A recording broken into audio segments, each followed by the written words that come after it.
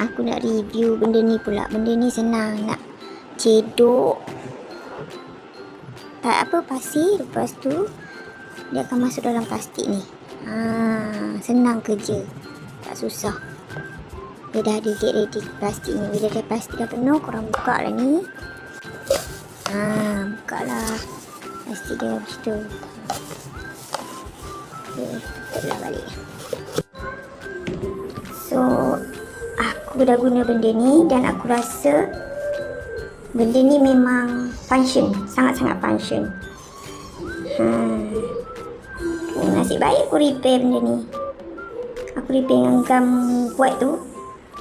Boleh guna korang. Dan benda ni sangat-sangat function. Aku suka sangat.